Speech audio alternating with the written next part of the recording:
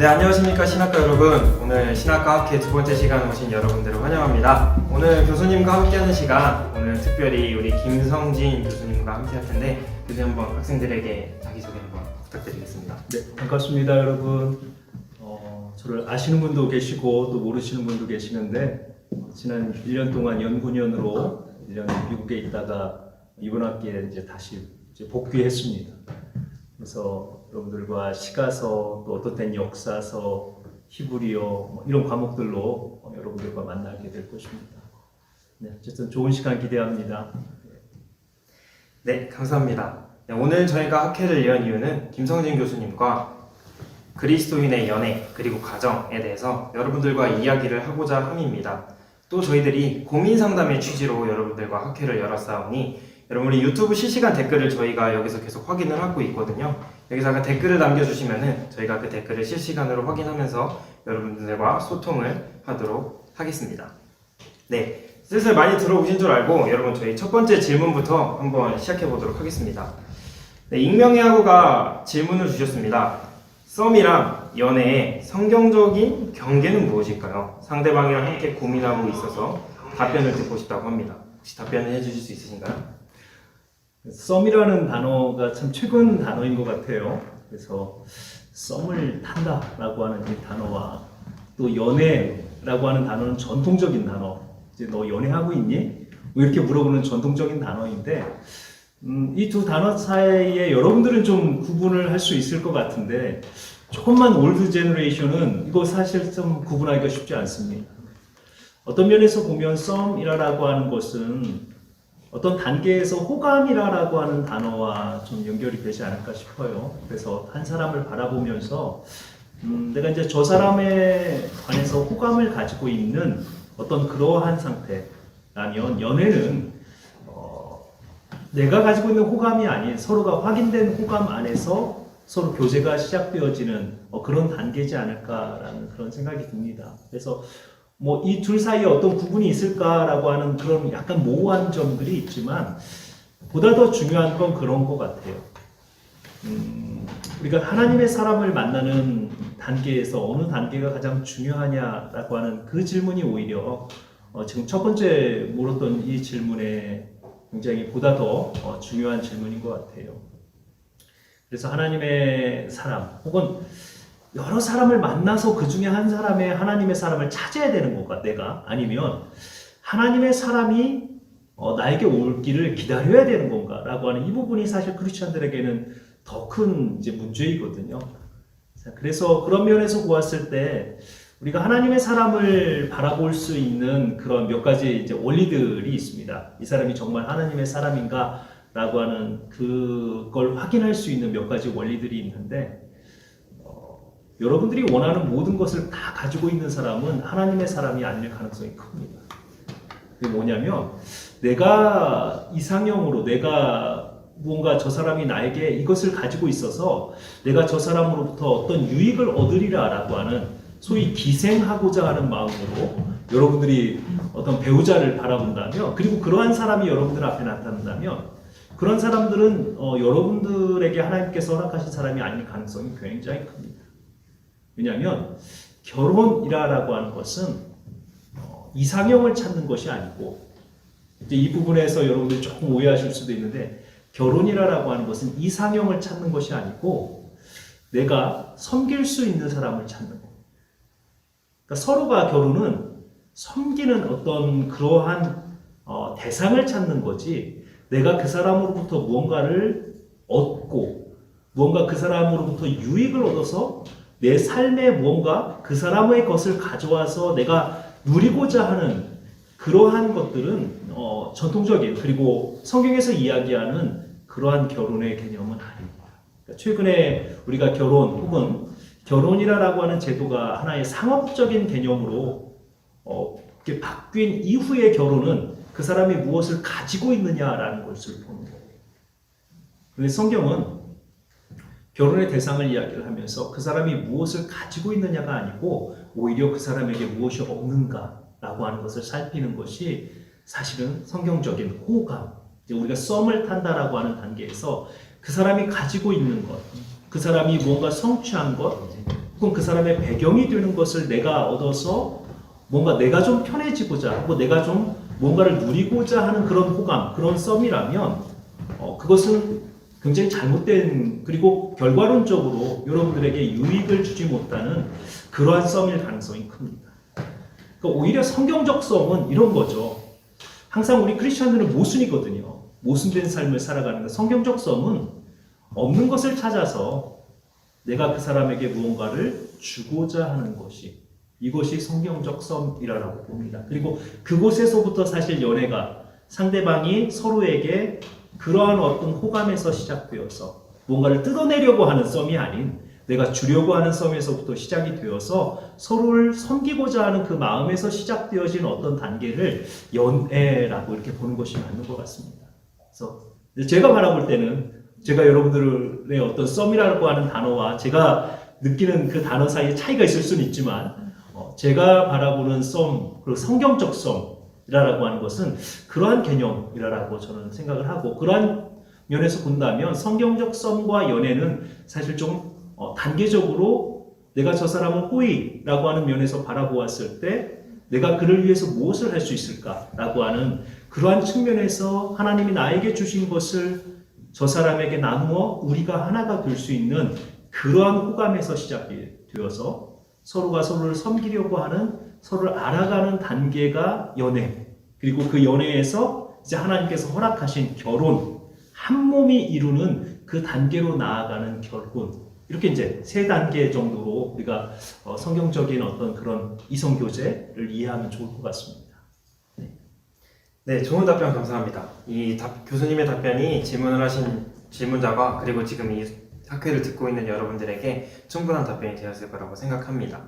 다음 질문 한번 가도록 하겠습니다. 이거 한번 세 번째 질문을 하고 싶은데, 안 믿는 사람과의 연애는 죄인인가요? 이것도 익명의 우리 학우께서 주셨는데, 안 믿는 사람을 전도시켜서 같이 믿게 되는 것이 현실적으로 어려울까요? 또 그 연애가 하나님과 가까워지는 것을 방해한다면 그만두어야 하는 것인가? 이 사람과 연애를 하는 과정에서 하나님을 전하고 싶다는 게 욕심일까요? 라는 고민을 하고 있는데, 이 학우를 위해서 한번 답변 부탁드리겠습니다. 네. 이제 질문 자체가 극단적인데요. 죄입니까? 믿지 않는 사람과 연애하는 것이 죄입니까? 라고 이렇게 질문을 하셨는데 죄는 아닙니다.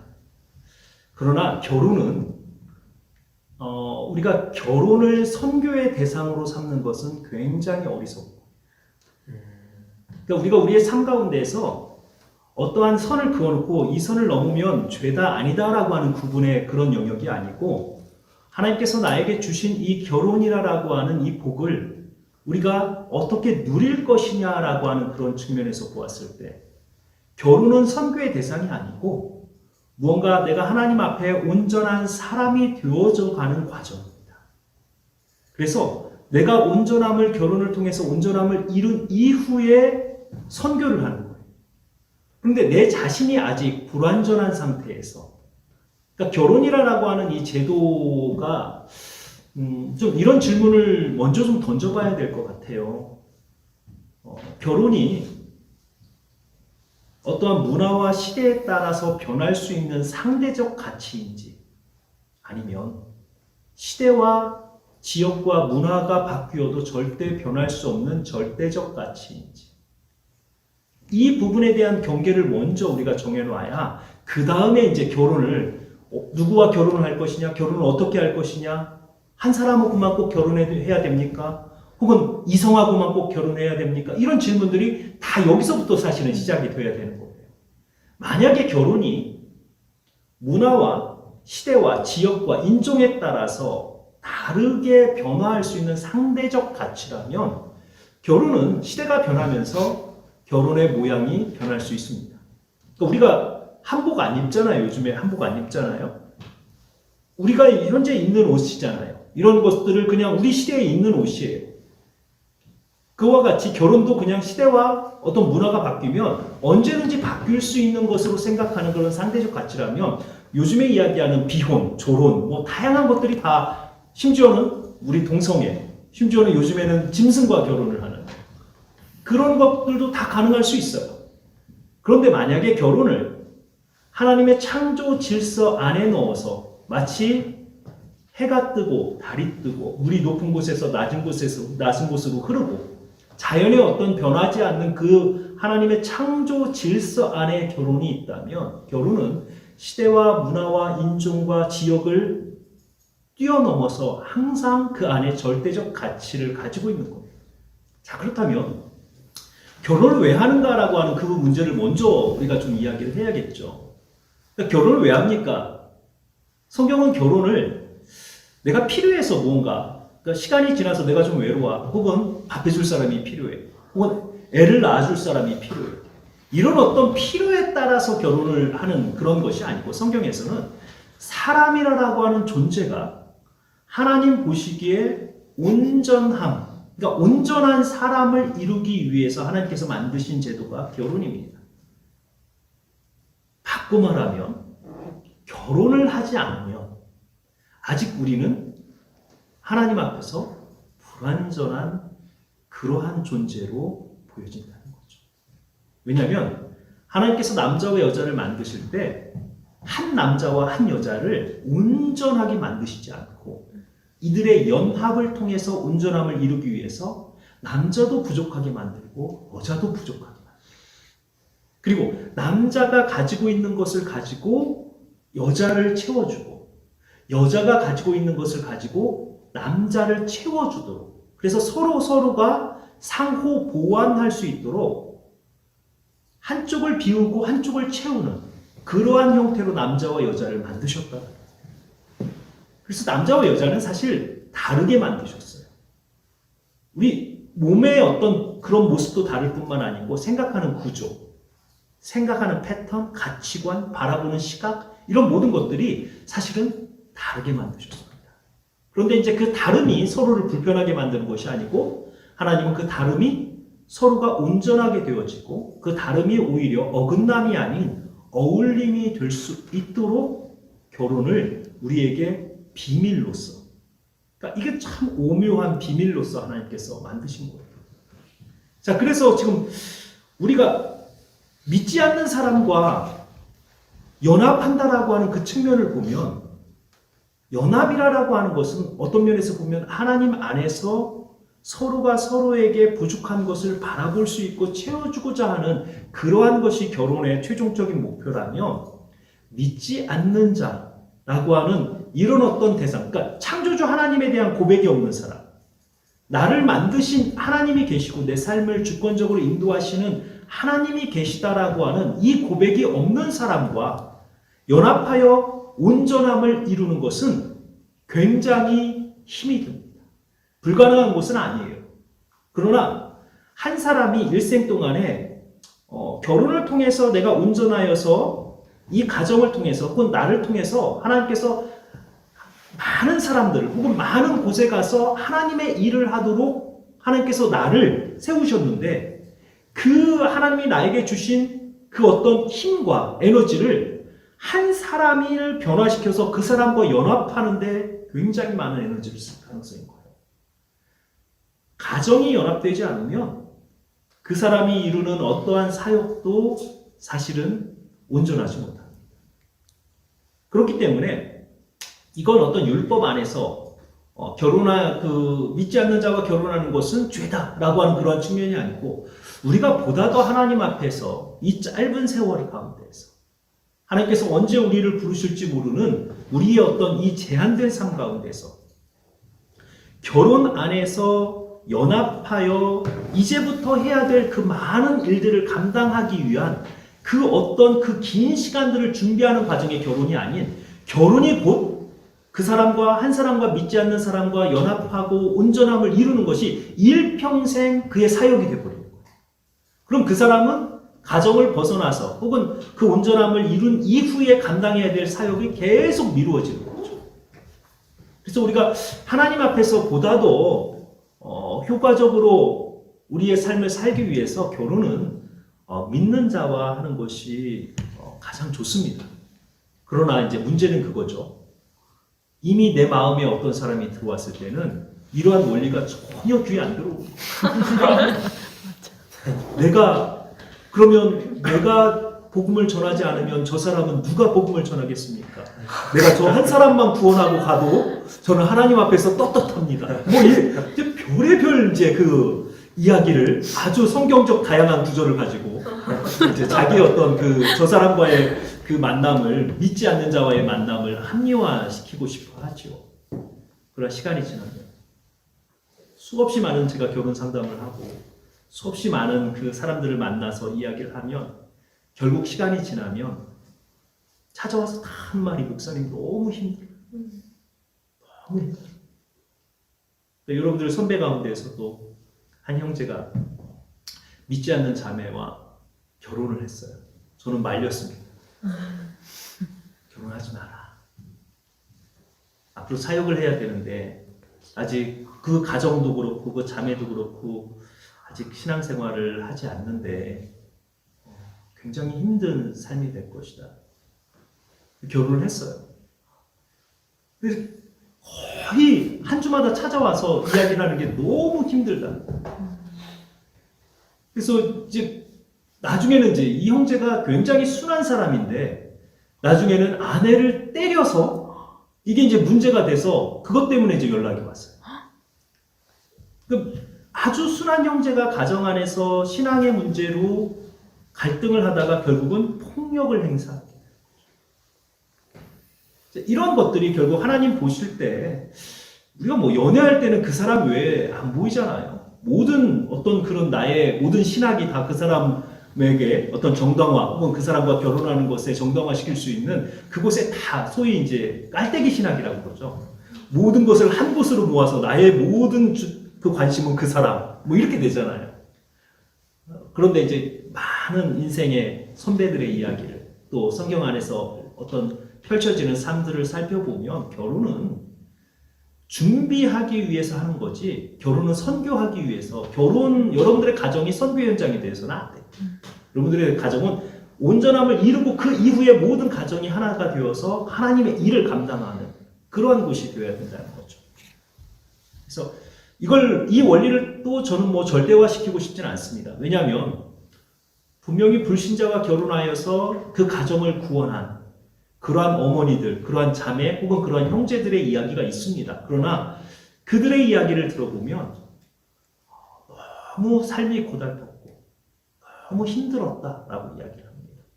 잠언에도 보면 어리석은 여인, 미련한 여인은 지아비의 뼈를 썩게 하느니라 라고 이야기를 합니다. 그만큼 고통스러워요. 배우자와의 연합이 이루어지지 않고 특별히 배우자와 그들의 가치관, 신앙의 어떤 바라보는 곳이 달랐을 때 부부는 뼈가 썩는 그러한 고통을 겪게 되는 거예요. 그런 측면에서 보았을 때 믿는 자와 결혼하는 것이 저는 하나님의 어떤 일을 감당하는 데 있어서 우리의 시간을 낭비하지 않고 우리의 에너지를 낭비하지 않고 가장 효율적으로 우리의 삶을 살아가는 방법이라 생각하고 우리가 구원해야 될 대상은 그 이후에 선교의 대상으로 이제 그 사람들을 바라봐야 될 것 같아요. 네, 좋은 답변 감사합니다. 여기서 중간에 여러분들에게 말씀드리고 싶은 거는 저희가 실시간 채팅으로 여러분들과 소통을 하고 있습니다. 교수님에게 하고 싶은 말씀, 질문이 있으면은 여러분 실시간 채팅을 통해서 질문해 주시고 저희가 학회 마지막 시간에 교수님께서 가장 기억에 남는 질문, 가장 재밌었던 질문 저희가 다 지켜보고 있거든요. 교수님께서 뽑으실 거예요. 직접 교수님께서 뽑으신 그분에게 이번에는 저희가 스타벅스 기프티콘을 드리려고 하니 여러분 적극적인 참여 한 번 더 부탁드리도록 하겠습니다. 방금 교수님께서 말씀드렸던 거랑 조금 비슷한 내용일 수도 있는데 어떤 한 학우가 오늘 아침에 익명으로 질문을 해주셨습니다. 새로운 질문인데요. 사랑은 오래 참고 용서하고 허물을 덮어줘야 하는 건데 서로를 위해 단호한 헤어짐이 필요할 수도 있고 연애를 하면서 부딪히고 언제까지 참아야 되나 혹은 언제 단호하게 헤어져야 하는가에 대한 질문을 해주셨는데 이것에 대한 답변을 한번 부탁드리도록 하겠습니다. 네, 여기 앞에 보니까 교수님 첫사랑 얘기해 주세요. 뭐 이거 이야기. 네, 이것도. 네, 이분은 이제 시간을 보내고 싶으신 거예요. 같이 엮어서 이야기를 하겠습니다. 저희 첫사랑은 아내가 방송을 안 보고 있을 거라고 생각을 하고 긴 어떤 교제를 했던 자매였습니다. 한 7년 정도 교제를 했던 자매였는데 제가 전도를 했어요. 그래서 이제 교회를 다니기 시작했던 자매입니다. 그래서 뭐 고등학교 때 이제 제가 전도를 해서 자매가 이렇게 신앙생활을 했었는데 방송 쪽에 연애 쪽에 관심이 있었던 자매. 그래서 그쪽에 이제 그 연애하는 그 방송 연애학과 뭐 이쪽 다녔던 자매인데 그 자매를 위해서 참 금식을 참 많이 했습니다. 그 자매가 정말 하나님을 경험하고 그의 삶이 온전히 하나님 앞에 헌신될 수 있도록 제가 금식도 하고 기도도 하고 그 자매를 데리고 뭐 집회도 다니고 그랬는데 참 인간의 어떤 노력으로 안 되는 부분들이 있더라고요. 그래서 결국은 이제 7년 그 연애 끝에 헤어졌습니다. 근데 지금 이제 뒤돌아보면 그 자매와 헤어지고 자매와 이렇게 만났던 어떤 그런 시간들이 저에게는 또 하나의 어떤 제가 이렇게 결혼 사역을 하게 되는 굉장히 중요한 계기가 되었던 것 같아요. 제가 지금 뭐 결혼 예비학교도 그렇고 가정 세미나도 그렇고 이런 결혼 사역들을 하고 다니는데 그렇게 저처럼 뭔가 내가 나의 사람을 만들어낼 수 있다라고 특별히 우리 신학생들 가운데에서 그래서 이제 신학생들이 하는 이야기가 있죠. 신앙은 내가 변화시킬 수 있는데 키와 얼굴은 변화 못 시킨다. 그러니까 일단 예쁜 자매를 선택을 하고 신앙은 내가 변화시키면 된다. 이랬었어요. 근데 이러한 것들이 하나의 어떤 그런 어떤 우리 이제 그 신학생들에게 막 퍼져 있었던 그때에 정말 하나님의 사람을 내가 만들어낼 수 있을까? 내가 금식하고 내가 하나님 앞에 때를 쓰므로써 정말 저 사람이 하나님의 나에게 하나님께서 주시는 사람으로 만들어낼 수 있을까? 저는 사실 그게 불가능하다라는 것을 이제 제 스스로 체험을 했습니다. 그래서 그 안의 고통이 그 안에 제가 7년의 어떤 그 시간 가운데서 그 자매를 위해 기도하고 그러니까 제가 생각했던 방향과는 전혀 다른 삶을 살아가는 아무래도 뭐 방송 쪽에 일을 하려고 하니까 계속 이제 그쪽 삶이 여러분 뭐 아시는 것처럼 주의를 지킬 수 있는 것도 아니고 뭐 촬영을 나가면 한참을 떨어져 있어 그 나가서 그냥 신앙생활도 제대로 하지 못하고 이러한 것들이기 때문에 그런 어떤 삶들을 이렇게 살아가는 사람을 지켜보면서 가지고 있었던 그 고통들 이러한 것들이 굉장히 컸었습니다. 그래서 우리가 이제 어떤 사람 하나님의 사람이 아니었을 때 하나님의 사람이 아니다라고 하는 어떤 그러한 생각이 들었을 때는 앞에서 좀 질문한 것처럼 인생을 하나님 앞에 좀 내어놓고 단호하게 결정할 필요가 있을 것 같아요. 왜냐하면 결혼은 인생에 어쩌면 가장 중요한 결정입니다. 그러니까 우리가 이제 정이라고 하는 그런 것 때문에 우리가 그동안 함께 보낸 세월이 어딘데 뭐 이런 것들 있잖아요. 정 때문에 못 헤어지는 사람들이 참 많거든요. 또 의리라고 하는 측면. 제가 군 생활하는 동안 그 자매가 지켜준 거죠. 떠나지 않고. 그래서 군대를 제대하고 나서도 이렇게 그 고마움이 사실은 있었어요. 고마움이 있었는데 어느 시점에 딱 제 자신과 그 자매 사이의 거리를 이렇게 바라보았을 때 가는 길이 너무 다르다. 내가 목회자로서 이렇게 가는 길과 그 사람이 추구하는 길 사이에서 이미 너무 많은 그 간격이 있었던 거예요. 그래서 하나님 앞에서 참 기도하고 제 스스로 하나님 정말 계기를 좀 서로가 서로에게 상처가 되지 않는 그런 계기를 좀 마련해 주십시오라고 그렇게 기도를 했었는데 그렇게 그 자매와 이렇게 정리가 되었던 것 같아요.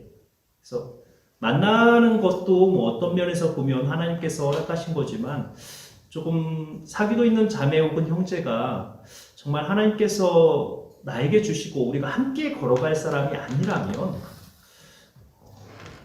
여러분들이 조금 단호하게 너무 늦지 않은 시간에 단호하게 좀 결정하는 것도 필요할 것 같고요. 그리고 이제 이런 또 한 측면에서 그러면 이제 우리는 찾아다녀야 됩니까? 아까 제가 처음에 이야기했던 나의 사람을 찾아다녀야 됩니까? 라고 이제 생각을 하겠지만 그리고 나서 아내를 만난 이야기를 보면 찾아다니는 게 아니고 하나님께서 보내시는 것 같아요. 하나님께서 내 앞에 하나님의 사람을 이렇게 지나가게 하시는 것 같아요. 그런데 내가 가지고 있는 배우자에 대한 기대가치와 혹은 내 이상형 때문에 사실은 그 사람이 내 앞에 지나가도 그 사람을 하나님의 사람으로 못 볼 때가 참 많습니다. 그러니까 결국은 하나님의 사람을 바라볼 수 있는 나의 마음과 눈이 준비가 안 돼 있다. 그러니까 하나님의 사람이 나에게 오지 않은 것이 아니고 내가 그 사람을 바라볼 수 있는 나의 마음이 준비가 안 돼. 그래서 제가 볼 때는 하나님의 사람은 항상 우리 앞에 지나갑니다. 그런데 우리가 바라보지 못합니다. 그래서 그런 첫사랑 이야기와 함께 그것 답까지 좀 이렇게 드리도록 하겠습니다. 네, 교수님 계속해서 우리 학생들이 실시간 채팅과 익명으로 계속 네네. 질문을 주시더라고요. 이 질문들을 보면서 아까 어떤 한 학우님께서 말씀해 주셨는데 아마 결혼을 하신 학우님인 것 같아요. 결혼을 하면 상대방의 밑바닥까지 봐야 하는데 결혼 생활하다가 정이 떨어지면 그때는 어떻게 합니까? 현실적으로 이겨낼 수 있는 방법을 결혼 선배로서 알려달라는 말씀이 있습니다. 올해 20주년이었습니다. 결혼한 지 와. 20주년이었는데 저의 경우에는 지금도 사실은 아침에 아내에게 제가 가장 먼저 눈을 뜨면 아내에게 하는 말이 있어요. 제가 이건 어떤 면에서 의식적으로 하는 이야기예요.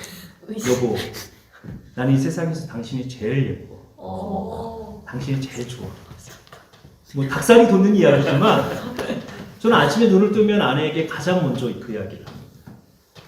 왜냐하면 우리가 이제 같은 사람과 같은 공간에서 20년, 30년, 40년 이렇게 산다는 것이 사실은 우리에게 편안함보다는 불편함, 그리고 너무 때로는 편안해서 그 사람을 내가 불편하게 만들 수도 있고요. 그러니까 충돌이라는 것을 피할 수는 없습니다. 그러니까 한 번도 싸우지 않았습니다. 우리 부부는. 저는 그러한 가정이 가장 위험하다. 그 안에서 무언가 자기들의 어떤 감정을 솔직하게 서로 나누지 못하는 벽들이 있는 사람들이 사실은 싸우지 않는 거예요. 왜냐하면 우리가 서로를 바라보면서 부모님과도 혹은 형제와도 다름이 있을 때 가정에서 굉장히 어떤 자기의 감정들을 표현하면 부딪힐 수밖에 없거든요. 그런데 한 공간 안에서 살아가면서 앞에 여기 표현이 밑바닥까지 봐야 된다라고 하는 게 그게 이제 성경에서 야다라고 하는 동사죠. 서로를 알다라고 하는 동사. 가장 추하고 어떤 면에서 보면 가장 그 사람의 어떤 인간됨의 가장 부정적인 면까지도 보는 거예요. 근데 목회자들의 자녀들이 사실 신앙생활하기 힘든 이유 중에 하나가 그렇게 교회 안에서 거룩하게 이렇게 말씀하시는 우리 아버지가 집에 오면 여느 아버지와 똑같은 거예요. 그러니까 그 어떤 괴리감 가운데에서 우리는 나는 어떻게 살아야지 이 부분이 참 많이 힘든 목회자들 가정들의 자녀들이 특별히 경험하는 거거든요. 그렇기 때문에 우리가 이제 그 서로의 어떤 다름에 대한 그리고 서로가 가지고 있는 어떤 그런 부정적인 면을 사실은 의식적으로 우리가 내 마음속에서 그런 부정적이고 그렇게 보이는 어떤 그런 것들을 의식적으로 내가 감사할 수 있는 마음이 필요해요. 그러니까 이 사람이 나에게 있어서 너무 감사하다. 이 사람이 나에게 있어서 주는 불편보다는 이 사람이 나의 옆에 있어서 내가 너무 감사하다라고 하는 의식적인, 내가 의도적인 거죠. 의도적으로 감사하고 의도적으로 당신에게, 나에게 당신은 정말 하나님이 주신 선물이고 당신이 없으면 나의 삶이 하나님 앞에서도 혹은 이 세상에서도 불완전하고 의미가 없습니다라고 하는 그 고백. 아담이 하와에게 했던 고백이죠. 당신은 나의 뼈들 중에 뼈요 살들 중에 살입니다. 내 몸에 최고의 뼈와 최고의 살입니다라고 하는 이 고백이 사실은 우리가 날마다 하나님 앞에서 아내에게 혹은 남편에게 고백해야 될 고백인 거예요. 그러니까 감사가 없으면 모든 게 다 불만입니다. 그렇게 보일 수밖에 없어요. 감사하지 않으면 모든 게 다 불편하고 불평스럽습니다. 그래서 이겨낼 수 있는 방법은 그런 것 같아요. 환경은 못 바꿉니다. 뭐 아내를 바꿀 수 있고 남편을 바꿀 수는 없잖아요. 마음에 안 든다고 뭐 내일 또 새 남편을 데려오고 새 아내를 데려올 수 없잖아요. 리필하든 그렇게 못 데려오니까 환경은 안 바뀌어요. 그럼 뭘 바꿔야 돼요? 내 마음을 바꿔요. 내 마음을 바꿔서 그 사람이 있어서 불편하고 그 사람이 있어서 괴로운 것보다는 그 사람이 있어서 나의 삶이 얼마나 풍요로웠고 그 사람 때문에 내가 얼마나 감사하는 그런 삶을 살아가는가라고 하는 그런 고백들을 의식적으로 우리가 하게 되면 그 감사가 곧 실체가 됩니다. 그래서 내 삶이 행복해지는 거예요.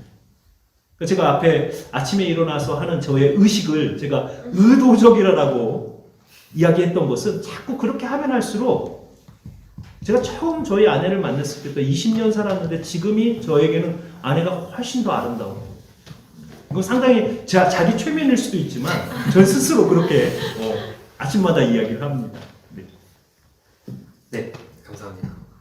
이번엔 실시간 댓글 중에서 혹시 한번 질문해 줄 수 있으실까요? 실시간이 맨 마지막에 의식이 너무 성스러워서 제가 그럴 수 있을지 뭐 처음에는 조금 이렇게 닭살이 돋죠. 그런데 이게 습관이 되면 아내도 기다립니다. 네. 그래서 서로가 서로에게 이러한 어떤 그 표현들이 자연스럽고 나중에는 그 이야기가 진실을 담고 실질적으로 자기 어떤 마음을 담는 고백이 되어져 가는 것 같아요. 실시간 댓글 중에 하나 읽어서. 네. 여기 볼까요? 교수님, 연애에 대해 여러 가지 이야기들이 있습니다. 많은 사람을 만나보기도 하고 경험도 가져야 한다는 사람이 있는 반면에 연애는 많이 하는 것이 아니다. 결혼할 사람을 기다려야 한다는 이야기를 하는 사람도 있습니다. 이 부분에 대한 교수님의 의견을 여쭤보고 싶습니다. 예전에 여러분들 이수인 교수와 제가 그 결혼 문제를 놓고 한번 이야기를 했을 때 이수인 교수가 저한테 한 얘기가 있어요. 연애를 안 해본 사람이 저렇게 자기는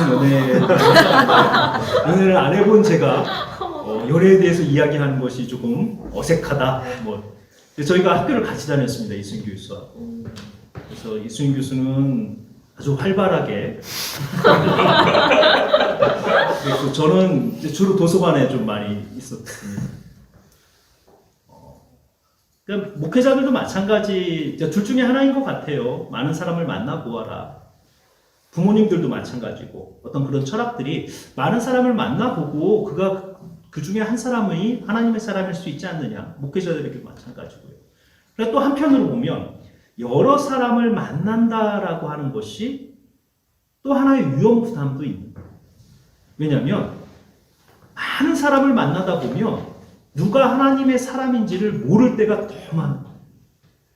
이런 거죠. 옷이 여러 벌이 있어요.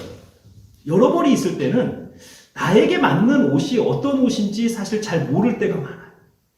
근데 옷이 자기가 딱 입는 옷이 딱 한 벌이 있다면 그 옷을 입으면 입을수록 저 옷은 나에게 잘 맞는다라고 느껴지는 옷들이 있어요. 이제 그런 차이인 것 같아요.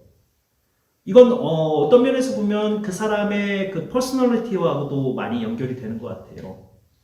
내가 집착하는 어떤 그런 마음이 있으면 여러 사람을 만나는 것은 좋지 않습니다. 그러니까 내가 누군가에게 집착하는 성향이 있다라고 하면 사람을 만나면 만날수록 그 많은 사람에게 집착할 가능성이 커요. 그런데 내가 이제 사람들을 만나면서 어떤 그런 관계에서 선이 정확하고 그 다음에 어떤 그 만남의 어떤 그런 경계들이 명확하게 내가 그을 수 있는 그런 성격이라면 이런 거죠. 여행 갈까? 남자친구가 이야기를 했어요. 특별히 할 일도 없어 자기도. 가자 그랬어. 1박 2일이다. 그때 그래? 하고 따라가는 성격인지 난 안 돼 1박 2일. 딱 자를 수 있는 성격인지. 이것에 따라서 여러 사람을 만나거나 이런 것들이 자기가 상당히 퍼스널리티와 많이 연결이 되는 것 같아요. 그래서 어떤 그런 집착들이 나타나기 시작하면 이게 이제 창세기 3장 16절에 나타나는 여성이 남성을 소유하려고 하는 마음과 죄악 이후에 그다음 남성이 여성을 지배하려고 하는 그 마음이 사실은 두 개가 딱 만났을 때 인간의 어떤 삶이 가장 파괴적입니다. 근데 그때가 언제냐면 연애할 때, 연애 초창기에 서로가 어떤 서로의 호감을 가지고 있는데 그 호감이 육체적인 관계로까지 깊어지고자 하는 그 순간에 바로 여성은 남성을 소유하려고 하는 마음이 강해집니다. 이게 이제 육체적 결합, 성관계를 통해서 남성을 이제 내가 소유하려고 하는 그 어떤 본능이 강해지고 남성은 반대로 그 성관계를 통해서 이제 그 여성이 내가 지배하고 내가 뭔가 이렇게 내 손 안에서 잡았다라고 하는 그런 어떤 개념들이 굉장히 커져요. 그러니까 결혼 전의 성관계는 오히려 서로에게 어떤 알아가고 서로를 사랑하게 만드는 것이 아니고 여성은 남성에게 집착하게 만들고 남성은 오히려 여성을 여성으로부터 떠나게 만들어요. 왜냐하면 이미 소유했기 때문에 그 여성에 대한 그것을 소유하기 위한 또 다른 노력을 하지 않게 됩니다. 그래서 이게 이제 창세기 3장 16절에 나타나는 죄악 이후에 파괴된 남자와 여자의 어떤 그런 그 관계가 연애 가운데에서 딱 일어나는 그 시점이 바로 데이트를 하다가 서로 감정적으로 좋고 이제 뭐 이렇게 시간을 같이 보내다가 육체적인 어떤 관계로 이르고 혹은 그 바로 육체적 관계가 이루어진 직후에 가장 강하게 나타나는 것이 바로 그런 어떤 파괴된 관계의 현상들입니다. 그래서 그런 면에서 보았을 때 우리가 좀 결혼이라고 하는 이 어떤 관계 속에서 지금 우리가 또 여기 학생이 지금 이야기하는 것처럼 여러 사람을 만나고 혹은 한 사람을 만나고 이런 것들은 절대적 원리가 있는 것이 아니고 내가 어떤 성격의 사람인가. 근데 저는 개인적으로 이건 뭐 저 극히 개인적인 이야기입니다. 개인적으로는 앞에서 말씀드린 것처럼 하나님의 사람을 기다리는 그것이 옳다라고 생각을 합니다. 내가 적극적으로 찾는다고 찾을 수 있는 것도 아니고 어떤 사람을 내가 열심히 기도해서 나의 사람으로 만들 수 있는 것도 아니에요. 배우자는 하나님께서 내가 이미 태어난 생명을 가질 그때에 하나님께서 나의 배우자도 함께 예비하십니다. 그래서 자본에도 보면 그 땅과 기업은 부모로부터 받는데 배우자는 슬기로운 아내는 배우자는 여호와께로 말미암느니라 라고 이야기를 하면서 배우자는 나를 창조하신 하나님께서 나의 배우자도 역시 나에게 가장 적합한 사람을 하나님께서 창조하신다라고 하는. 다만 우리는 제가 앞에서 말씀드리는 것처럼 내가 원하는 이상형 혹은 내가 원하는 기준 때문에 그러니까 여러분들에게 딱 기준이 있잖아요. 나는 남자는 무조건 175 이상이야. 그 밑에는 쳐다보지도 않아. 마치 결혼정보센터에다가 넣는 것처럼 나에게 사람을 대려면 키는 175, 연봉은 5천 이상, 그 밑에는 대지도 마세요. 뭐 이런 것처럼 내 스스로 기준을 쫙 가지고 있는 거예요. 하나님의 사람이 정말 내 앞에 하나님께서 지나가게 하는데도 그 키 때문에, 그 연봉 때문에, 그의 배경 때문에 바라보지 못할 때가 굉장히 많아요.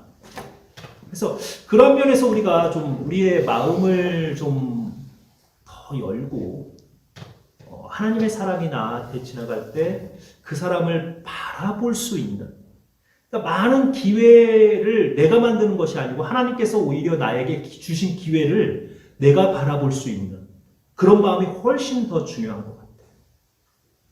그래서 내가 사람을 찾으러 다니는 것보다는 하나님께서 나를 어느 곳에 교회가 되었건 학교가 되었건 어떠한 직장이 되었건 그곳에 넣으시고 하나님께서 예비하신 그 사람이 내 앞에 지나가게 하실 그때에 그 사람을 바라볼 수 있는 나의 마음과 눈 이것을 준비하는 게 훨씬 더 하나님의 사람을 찾아내는 좋은 방법일 거라고 생각합니다. 네, 교수님의 대답을 듣고 제가 질문드리고 싶은 게 있는데 결혼할 사내가 예비되었다라는 뜻을 운명론적으로 받아들여도 되는 하나님께서 보실 때는 운명론적이고 우리가 바라볼 때는 아직 우리에게는 결정되지 않은 것이고 이게 이제 결국 구원도 같은 측면이라고 생각을 해요. 구원은 하나님께서 이미 결정을 하셨지만 우리는 누가 구원을 받을지 우리는 몰라요. 구원은 전적으로 하나님께 속한 것이기 때문에.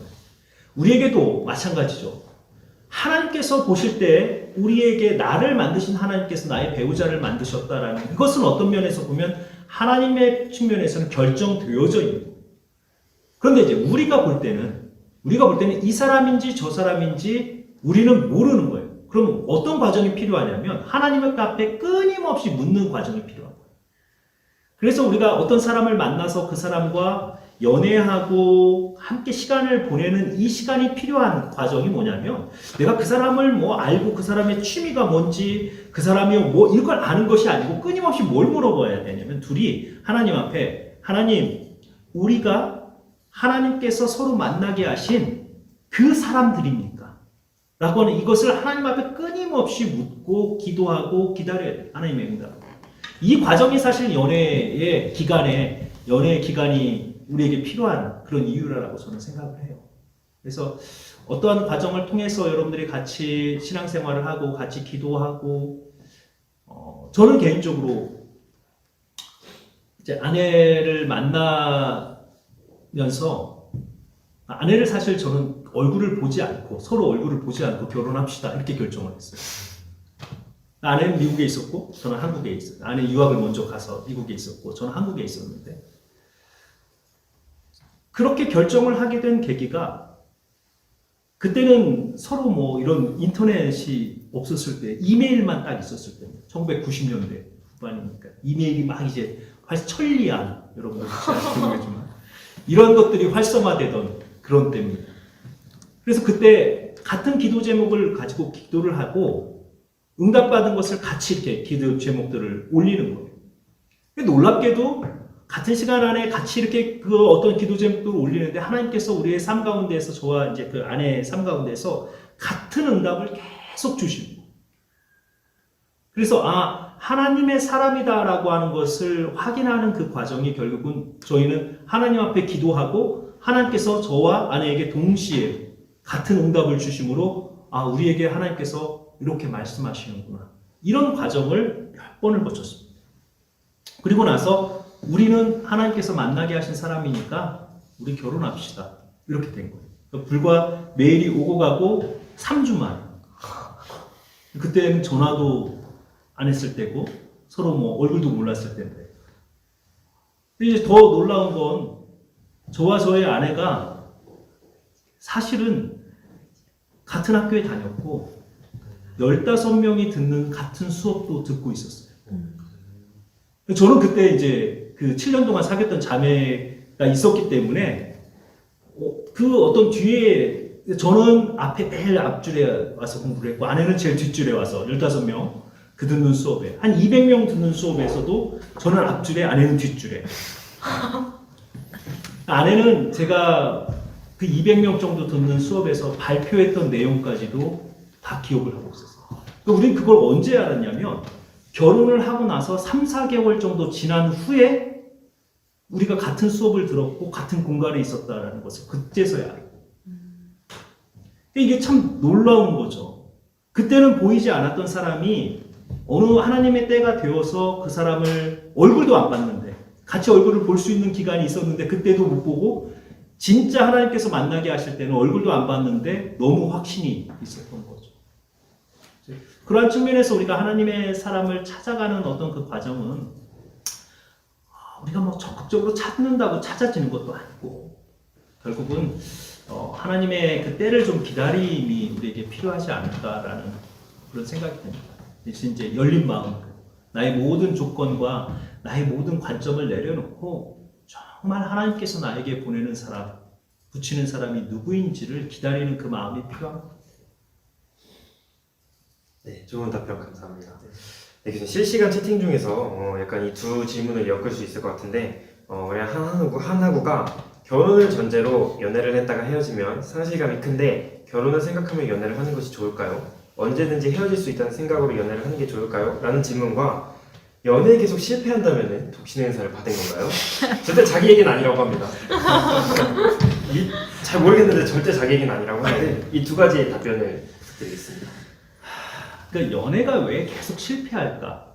이제 그 부분이죠. 왜 나는 만나면 어떤 사람을 만나고 나면 얼마 되지 않아서 계속 헤어질까? 반복적으로 헤어지는 그런 경우가 있거든요.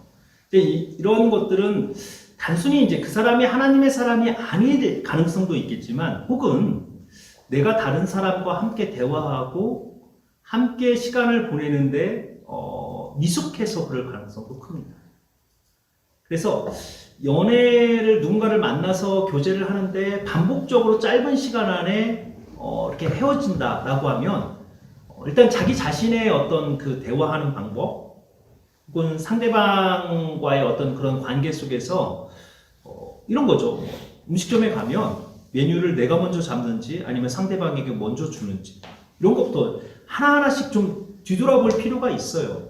그래서 반복적으로 헤어지는 것 자체가 내가 독신의 은사가 있는 거다 이렇게 결정짓기에는 조금 무리가 있습니다.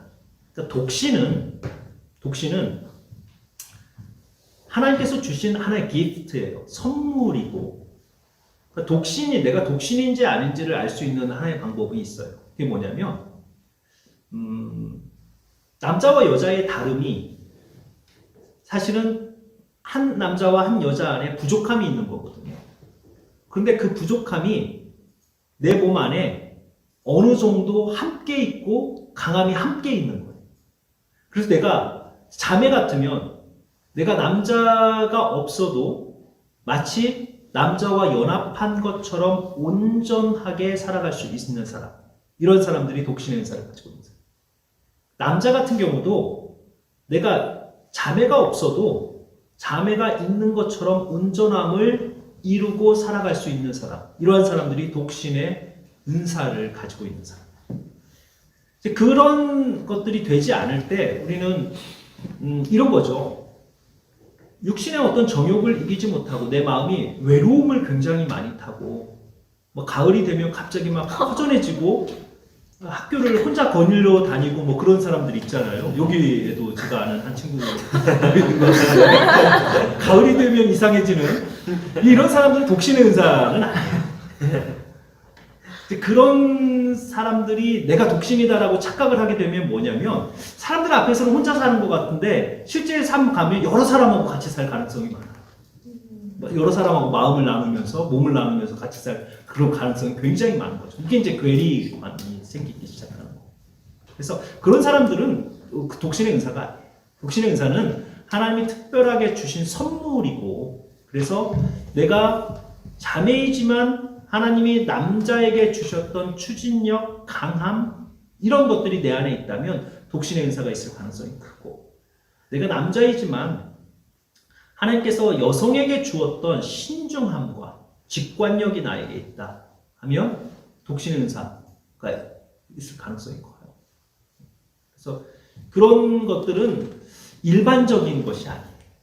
그러니까 전체적인 결혼의 제도는 모든 사람들이 해야 된다라고 하는 것이 결혼의 가장 중요한 창조적 질서입니다.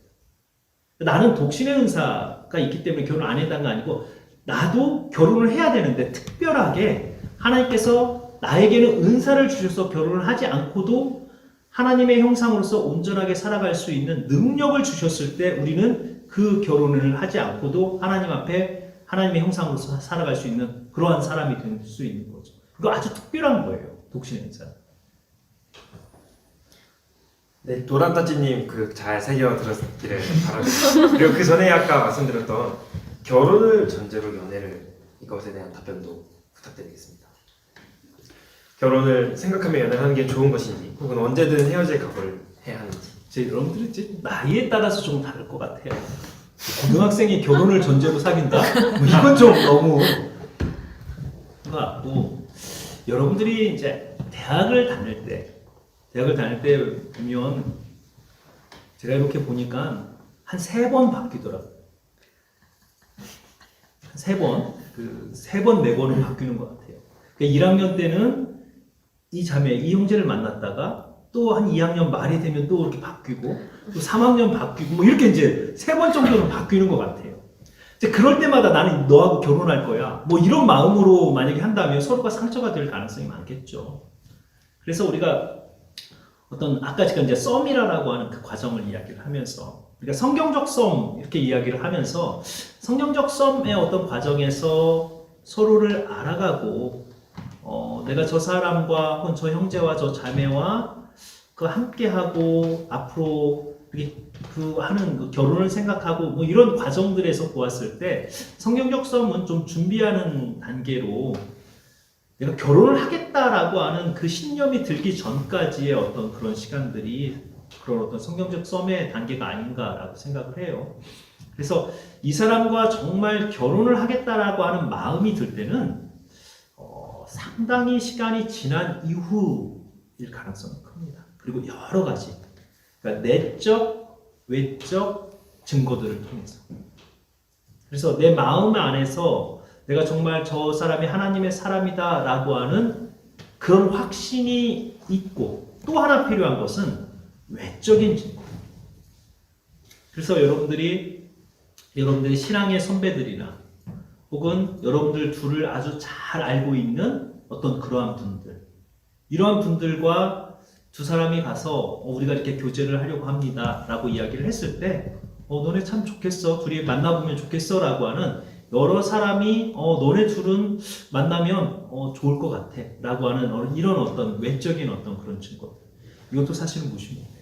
그래서 이 두 개가 함께 가면서 여러분들 안에 여러 가지 하나님께서 인도하시고 깨닫게 하셔서 우리의 어떤 그런 만남이 하나님의 주권 안에서 이루어지고 있다라고 하는 이런 확신이 들 때 결혼에 대한 생각을 하는 게 좋을 것 같아요. 처음부터 나는 이 사람하고 결혼할 거야 이렇게 사귀게 되면 너무 서로에 대한 집착이나 혹은 서로에 대한 관찰이 너무 어떤 그런 면에서 집요하고 때로는 집요하게 되고 때로는 어떤 면에서 보면 상대를 부담을 줄 수도 있어요.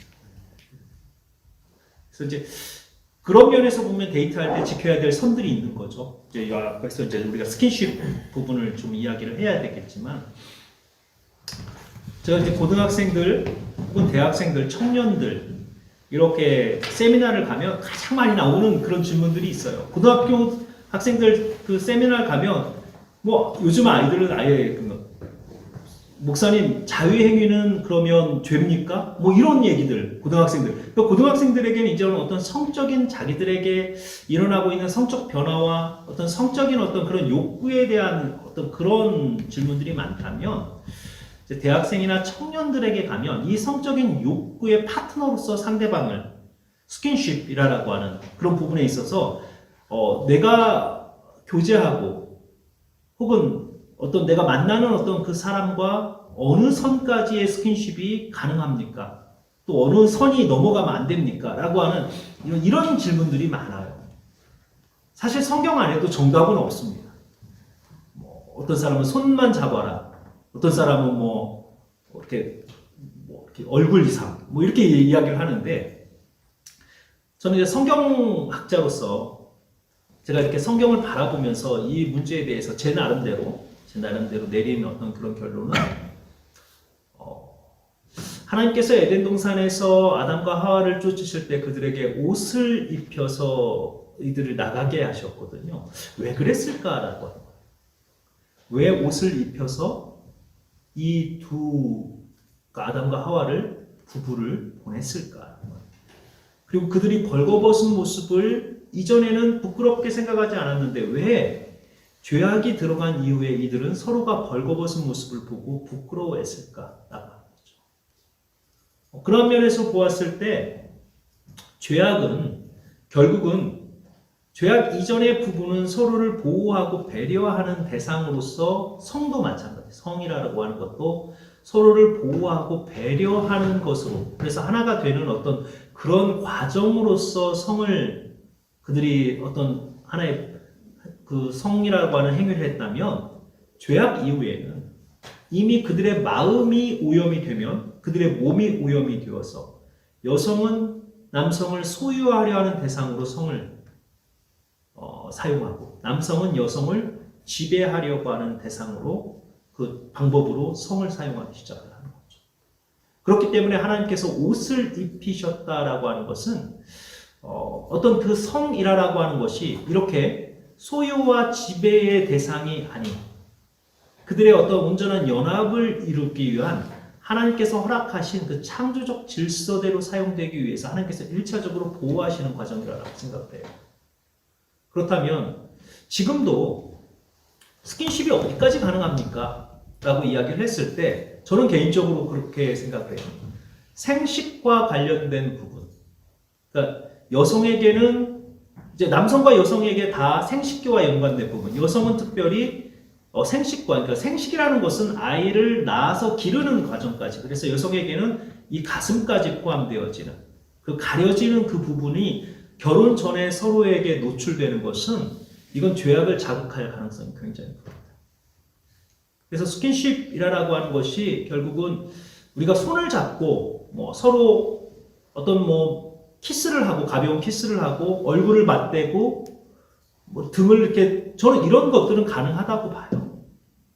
그러나 어떤 하나님께서 가리신 부분 결혼이라고 하는 제도 안에서 하나님께서 오직 결혼을 통해서만 서로가 드러나게 하시는 그 부분 인간의 죄악 이후에 그런 부분을 결혼 이전에 드러냈을 때 그 드러내는 과정은 서로에게 배려와 어떤 위로와 사랑의 과정이 아니고 서로를 파괴하는 과정이 될 그런 가능성이 굉장히 큽니다.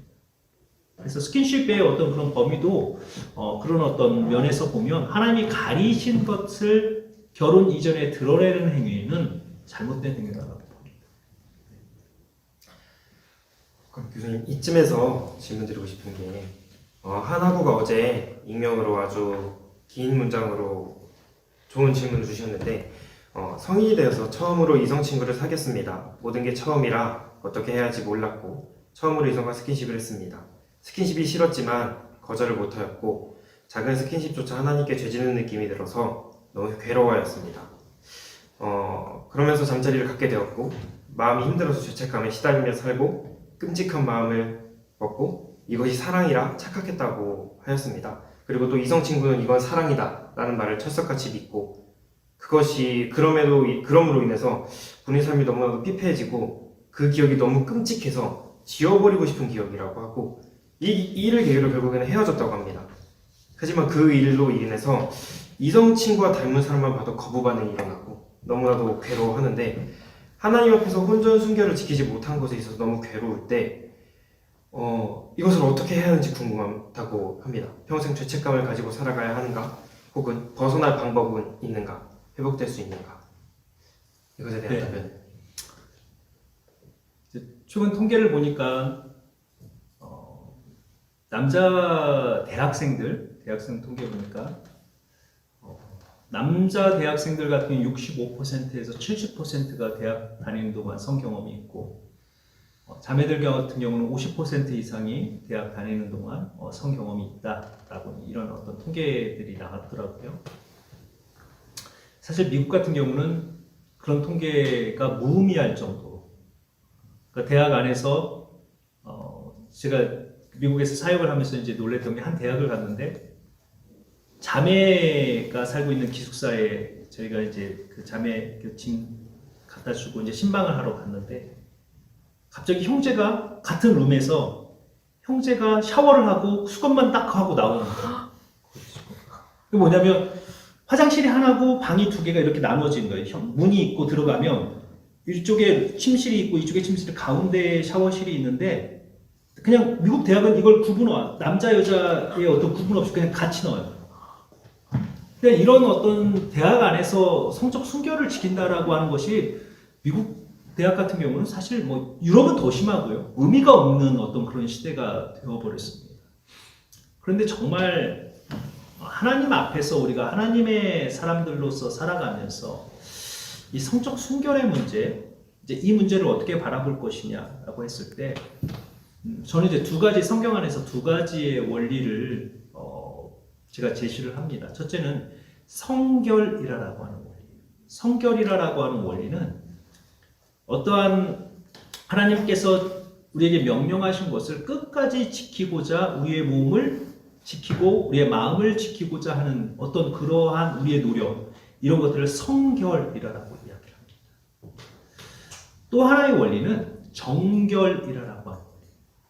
정결이라고 하는 것은 하나님께서 우리에게 명령하신 어떤 법이나 규례를 어겼을 때 우리가 하나님 앞에서 죄인의 모습에서 하나님 앞에 나올 때 그 죄인의 모습이 아닌 우리가 정결이라고 하는 무언가를 우리의 몸을 씻고 마음을 씻는다라고 하는 그 개념에서 하나님 앞에 다시 이전에 우리의 어떤 삶의 과오를 가지고 하나님 앞에 나오면서 정결이라고 하는 다짐을 하는 것. 결과는 같습니다. 결과는 성결이라고 하는 것도 결국 하나님께서 귀하게 보이시지만 결국 하나님께서 법을 주시는 이유는, 율법을 주신 이유는 이스라엘 백성들이 그게 죄라는 것을 깨닫고 율법과 함께 제사를 명령을 하시고, 그래서 다양한 제사를 통해서 죄악을 저지른 자들이 하나님 앞에 돌아와서 다시 성결한 모습을 유지할 수 있도록 하나님께서 우리에게 이제 주신 것이 사실 제사라고 하는 것입니다. 자, 그러니까 하나님 앞에서 우리가 성적인 어떤 면에서 하나님의 창조의 질서를 지켰다면 그건 정말 하나님 앞에서 칭찬받을 일이에요. 성결이라고. 그러나 우리의 통계에서 나오는 것처럼 60% 가까운 우리 기독교 학생들도 마찬가지예요. 그 많은 학생들이 이미 성적 경험이 있다면 이들은 정말 일평생을 그렇게 죄책감 가운데서 살아가야 할 것인가? 그러니까 하나님이 원하시는 것은 우리가 죄를 짓고 그 죄 때문에 괴롭고 일평생을 죄값을 치르고 살으라. 하나님이 원하시는 건 그런 것이 아니에요. 하나님이 원하시는 것은 우리의 어떤 삶 가운데 죄가 분명하게 드러났을 때 그 죄악의 삶에서 방향을 돌리라. 그러니까 결국은 회개하다라고 하는 그 뜻이 히브리어 단어에 보면 방향을 바꾸는, 회개한다라고 하는 것은 우리 삶의 방향을, 파나라고 하는 단어, 방향을 바꾸어서 첫 발을 옳은 길로 뛰는 그 행동까지가 회개입니다. 그러니까 회개는 말로 하는 게 아니에요. 그러니까 우리가 하나님 앞에 용서를 구한다라고 하는 것과 회개한다라고 하는 것은 전혀 다른 개념입니다. 그러니까 회개한다라는 것은 내가 의식적으로 잘못된 길로 가다가 이게 잘못된 길임을 깨닫고 방향을 돌려서 옳은 길로 첫 발을 내딛는 그것까지가 회개예요. 그러니까 하나님께서 우리의 어떤 성 질서가 무너진 우리의 삶 가운데에서도 원하시는 것은 뭐냐면 성 질서가 무너진 그것을 아무렇지도 않게 바라보는 것은 우리 마음 자체에 회개하려고 하는, 올바른 길로 가려고 하는 그런 어떤 의도가 우리 마음 자체에 없는 거예요. 이런 사람들에게 하나님께서 그들에게 사명을 주시거나 혹은 그들에게 큰 일을 맡기시지 않습니다. 그러니까 우리가 중요하게 생각해야 되는 게 있어요. 하나님께서 일을 맡기시는 자, 혹은 하나님께서 사용하시는 자들, 이러한 사람들에게 가장 큰 특징은 뭐냐면 하나님께서 세우신 가장 소중한 창조의 질서를 지키는 자들이에요. 그리고 하나님께서 버리시는 자들의 특징을 보면 또한 하나님께서 세우신 이 창조의 질서를 파괴하는 자들이에요. 다윗과 솔로몬이 왜 타락하게 되었고 그들이 왜 하나님으로부터 멀어지게 되었는가라고 하는 것을 살펴보면 둘 다 하나님의 손에 붙들려서 살았을 그들이 여인들, 성적인 타락을 통해서 그들이 하나님으로부터 멀어지는 삶을 살아가게 됩니다. 이스라엘 백성들도 마찬가지. 민수기 25장에 나타나는 바알보울의 어떤 그 사건을 통해서 이들이 바알의 제사에 참여하고 성적으로 타락해가면서 이들은 하나님에게 속한 사람이 아니고 바알에 속한 민족이 돼요. 그러니까 지금은 우리의 시대가 간통이라고 하는 죄를 없앴습니다. 그러니까 성폭력은 대두가 되면서 오히려 합의하에 범죄를 저지르는 간통, 간음이라고 하는 죄악은 더 이상 죄로 바라보지 않는 거예요. 이것이 결국은 이 사회의 어떤 성적 질서가 자기들에 의해서 결정되어지는, 합의만 하면 그게 합법이 되는 거예요. 그래서 내가 원하지 않는 어떤 성적인 그런 행위를 당했을 때는 성폭력이 되지만 합의만 하게 되면 그것은 합법이 되는 그런 시대를 지금 우리가 살아가고 있다. 성경에서는 합의한다고 해서 그것을 합법으로 절대 바라보지 않는다는 거죠. 그 대상이 누구이고 그 다음에 그 시기가 언제인가라고 하는 것을 성경은 반드시 묻습니다. 그렇기 때문에 우리가 하나님의 손에 붙들려서 정말 이 시대에 정말 하나님의 사람으로 살기 원한다면 성결의 어떤 그 원칙으로 그 성적 질서를 지키는 것은 정말 중요해요. 하나님 정말 귀하게 보시는 거예요. 우리가 하나님 앞에서 어떠한 업적을 세우는 것보다 노벨상을 타고 뭐 학위가 뭐 이거보다 하나님께서 정말 귀하게 보시는 것이 하나님의 이 창조의 질서를 지키는 거예요. 그런데 만약에 우리가 정말 하나님 앞에서 무너졌다면 이 질서에서 무너졌다면 우리에게 또 하나의 길이 하나님께서 베푸신 정결 우리 스스로를 깨끗하게 해서 방향을 바꾸어서 그 살았던 삶을 다시는 살지 않고 옳은 길로 첫 발을 내딛는 제가 결혼 예비학교를 하면 그곳에 한 200상 정도의 결혼을 하려고 하는 그 형제 자매들이 모여 있습니다. 근데 그 중에는 동거를 하고 있는 자매들, 기독교인들인데 동거를 하고 있는 자매들도 있고, 형제들도 있고, 혹은 이미 뭐 결혼한 것처럼 그렇게 살아가고 있는 그런 사람들도 많아요. 제가 강의를 마치면서 마지막으로 이야기를 합니다. 여러분들 결혼 날짜가 잡혀 있고, 혹은 지금 동거를 하고 있다고 해도, 지금 이 순간부터 여러분들 하나님 앞에 정결의 결심을 하십시오. 그래서 결혼하는 그때까지 이전에 어떤 우리의 삶, 살았던 그 삶과 다르게 이제부터 결혼하는 그때까지 하나님 앞에서 우리가 성결의 이 원칙을 다시 회복하여서 결혼의 어떤 그때까지 성관계를 하지 않겠다라고 하나님 앞에 두 사람이 약속을 하십시오. 그러면 여러분들의 결혼이 정말 하나님께서 복을 주시는 그러한 결혼이 될 것입니다.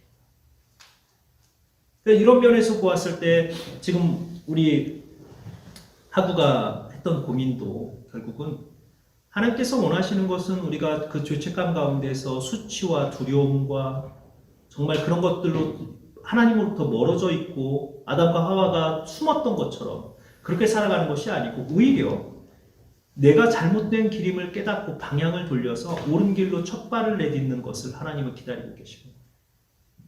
그래서 하나님 앞에 좀 정결이라고 하는 것을 하나님 앞에 좀 결심을 했으면 좋겠어요. 그래서 하나님, 제가 잘못된 삶을 살았고 이제는 내 삶의 방향을 바꾸고 하나님께서 나의 삶 가운데에서 결혼이라고 하는 제도로에 만나게 하는 그 사람을 만날 때까지 제가 다시는 성관계를 하지 않겠습니다. 라고 하는 이러한 결심이 선다면 하나님께서 정말 마치 우리가 하나님 앞에서 온전하게 새로운 사람인 것처럼 하나님께서 우리를 새롭게 하실 것입니다. 굉장히 어려운 사실은 그런 질문을 나누기 쉽지 않은 질문을 해주셨어요. 그래서 저도 그 부분에 있어서 여러분들에게 좀 이렇게 권고를 하고 싶습니다. 네, 교수님 감사합니다. 시간이 얼마 남지 않아서 이제 실시간 댓글을 통해 들어왔던 마지막 질문 하나랑 또 익명으로 보내주셨던 질문 하나만 하고 저희 슬슬 마무리하도록 하겠습니다. 한번 우리 이구주 학부께서 질문 주셨는데 교수님 읽고 한번 부탁드리겠습니다. 제 친구가 여성에 대한 부정적 생각이 많습니다. 특히 일할 때 여성과 잘 맞지 않아서 어려워하는 것 같습니다. 공동체 안에서 여성이 꼭 필요한 이유에 대해서 설명해 주시면 좋을 것 같습니다. 맞지 않는 게 당연한 거고요. 그러니까 왜냐하면 남자와 여자를 하나님께서 제가 다르게 만드셨다라고 말씀을 드렸어요. 근데 그 다름이 뭐냐면 결국은 하나의 장점을 주시고 또 한 부분을 약하게 하세요. 그래서 남자가 할 수 있는 일을 여성은 못하게 하시고 그 다음에 여성이 바라보는 것을 남자는 못 보게 하시는 거예요. 그러니까 서로 보면 답답해요. 생각하는 어떤 그 사고의 패턴부터 행동의 방식이 남자와 여자는 사실은 정반대입니다. 그래서 성경에 보면 하나님께서 아담을 만들어 놓으시고 자 그에게 돕는 배필을 만들자 그리고 나서 여자를 만드시거든요. 그런데 이제 그 돕는 배필이라고 하는 단어가 사실은 번역상이 좀 잘못된 단어입니다. 그 단어를 그대로 히브리어 단어를 해석을 해보면 에제르 컵나게도라고 하는 단어인데 에제르는 돕는 자라는 뜻이 맞아요. 그런데 이 돕는 자라고 하는 이 뜻은 성경에서 거의 하나님을 지칭할 때, 그러니까 사람이 절체절명의 순간에 사람으로부터는 전혀 도움을 받을 수 없는 그때의 하나님. 그래서 여호와 나의 도움이시여 산성이시여 구원이시여 속히 오셔서 나를 구원하소서. 그래서 이 단어가 에벤 에셀 그 단어예요. 그러니까 도움의 돌. 에벤은 돌이라는 뜻이거든요. 그래서 에셀.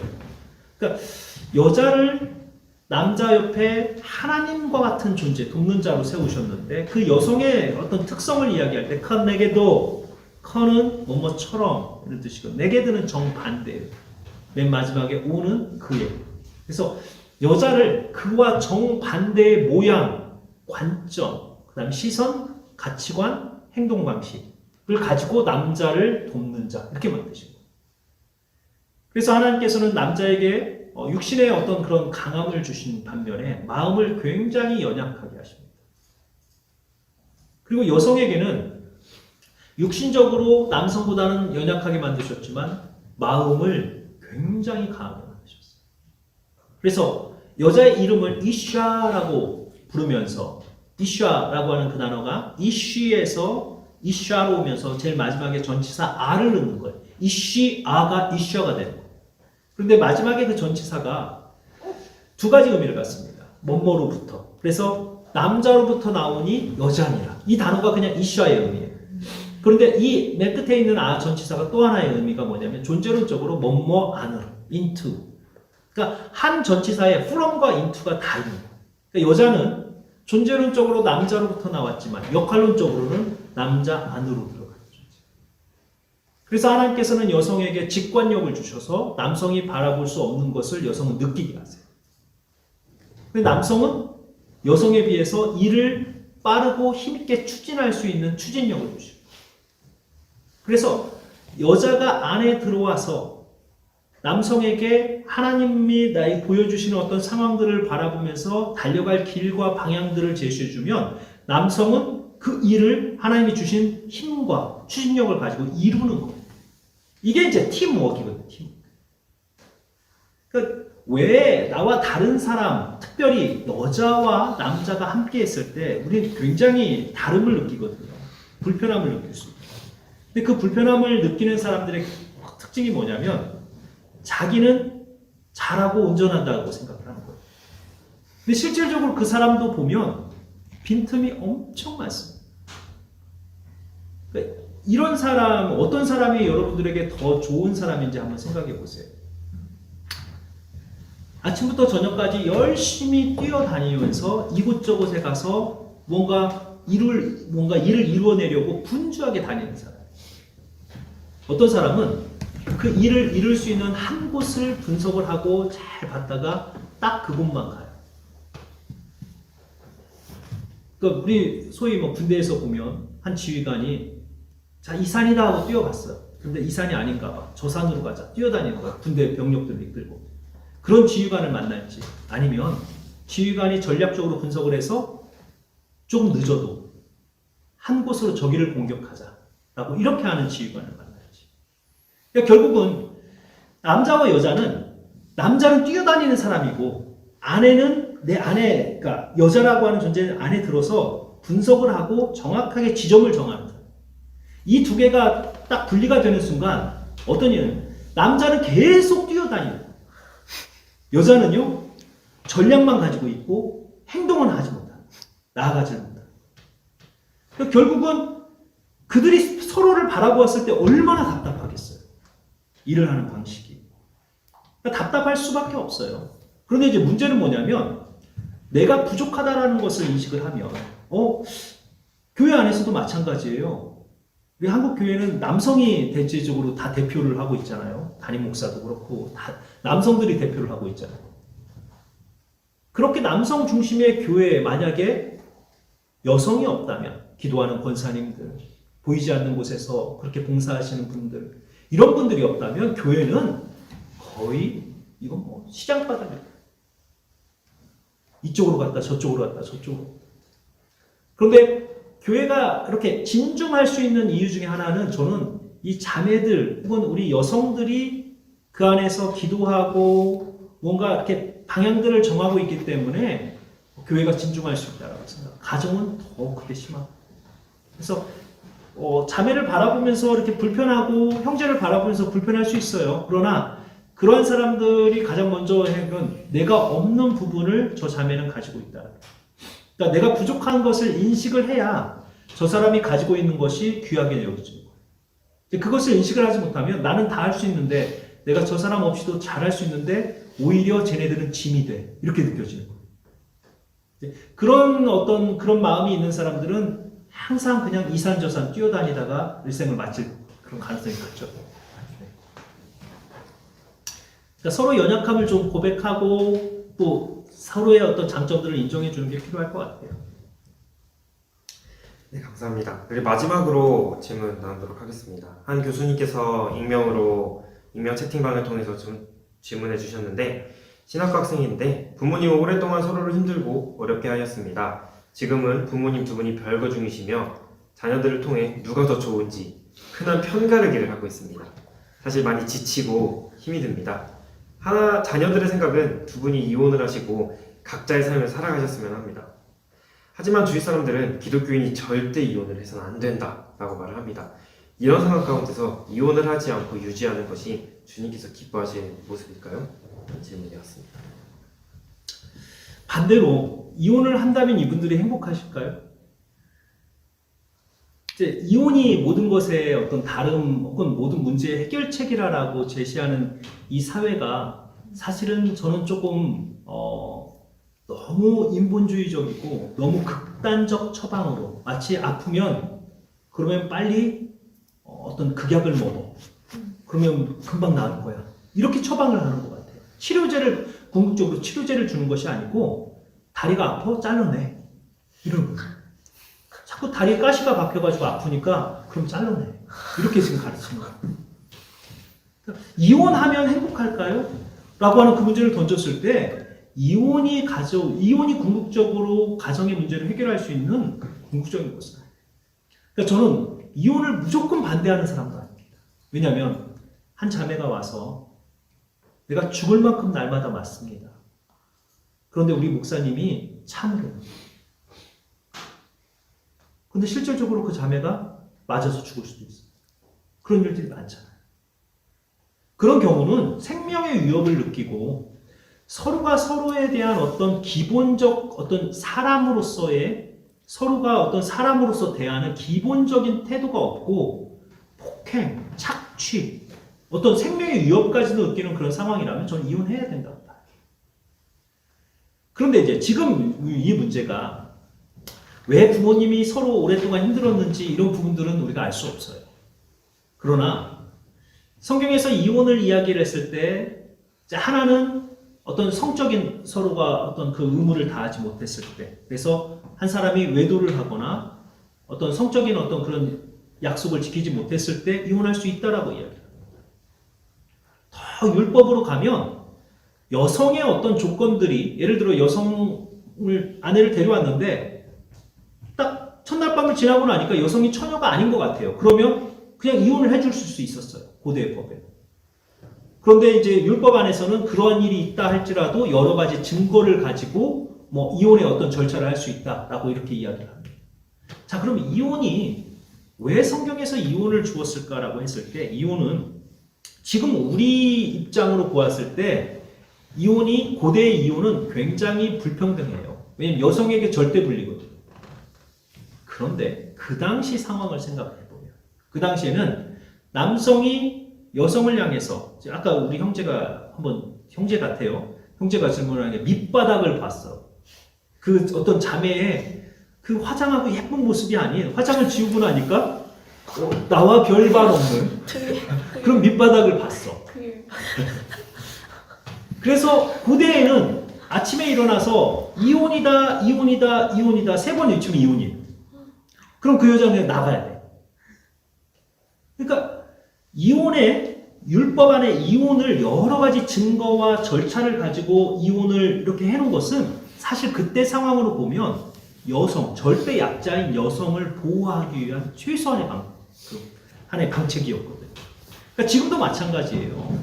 왜 하나님께서 이혼이라고 하는 것을 허락을 하셨을까라고 했을 때 결국 이혼은 서로의 불편함이 갈라섬으로 편하게 되는 것이 아니고 어떤 약자에 대한 보호 측면에서 이혼은 성경 안에서 허락이 되었던 거예요. 지금 이런 경우에 봤을 때 서로 별거 중이시고 어떤 양쪽 부모님 어느 부모님이 생명의 위협을 이렇게 느끼거나 착취가 되거나 이런 상황이 아니라면 이혼한다고 해서 이분들의 문제가 해결되는 것은 아닙니다. 오히려 이제 제 인생이 살아온 인생보다는 앞으로 살아갈 인생이 훨씬 더 적을 수도 있거든요. 부모님이라면. 그렇다면 살았던 인생을 뒤돌아보면서 두 분이 함께 잘못했던 것 혹은 내가 실수했던 것들을 다시 뒤돌아보고 그렇게 할 수 있는 시간을 마련하는 게 좋을 거예요. 그래서 저도 이혼 상담을 하는데요.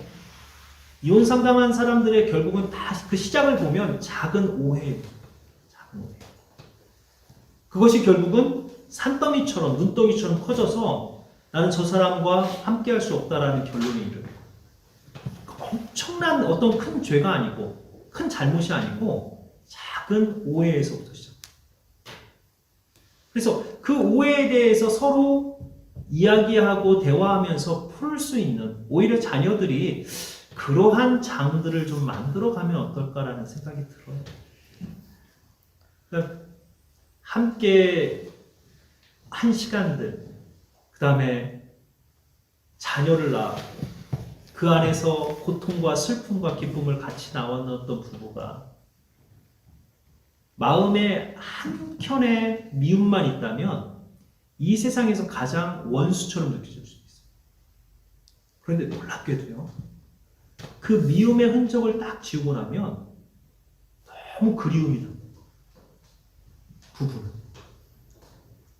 그래서 그런 부분에 있어서 저는 최근에 매스미디어가 너무 이혼을 미화시켰다고 봐요.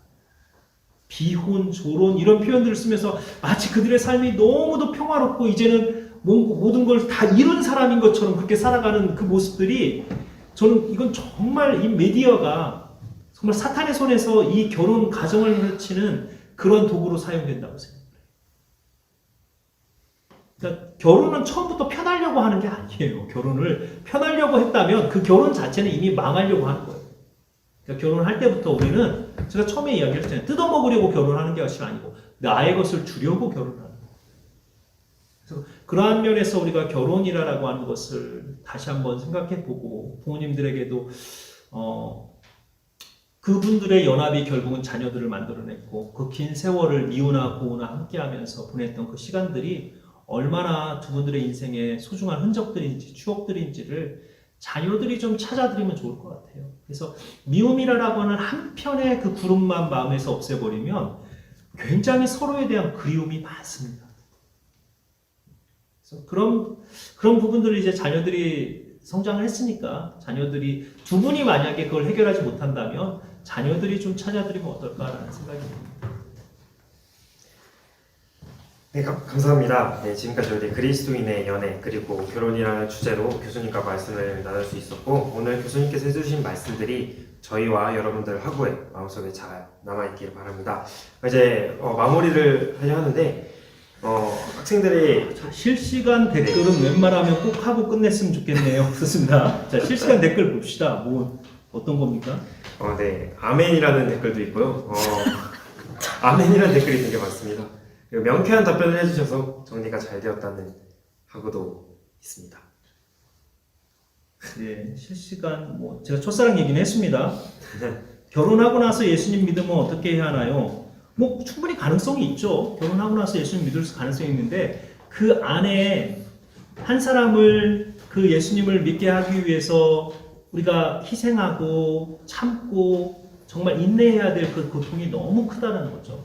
이제 그 부분에 있어서 우리가 좀 가정은 선교하는 곳이 아니고 선교하기 위해서 준비되는 곳이에요. 그래서 나의 배우자를 선교의 대상으로 삼는 것은 굉장히 큰 위험한 모험입니다. 네, 실시간 댓글 다 한 것 같은데 여기도 있나요? 그 아까 그 밑바닥 보셨던 분 자매라고. 아, 그래요? 네, 여기서 보시면 될 것 같습니다. 네네. 여기는 저희끼리 스포입니다. 네네. 네, 그럼 마지막으로 주저하는 외교로 교수님께서 우리 신학과 학우님들에게 해주고 싶으신 말씀 있으면은 한마디 말씀 부탁드리고, 우리 학우님들은 들으면서 교수님에게 마지막으로 응원의 한 말씀 채팅방에 남겨주시면은 감사하겠습니다. 네, 여러분들 인생에서 가장 좋은 때를 살아갑니다. 가장 좋고 어떤 면에서 보면 가장 위험한 때.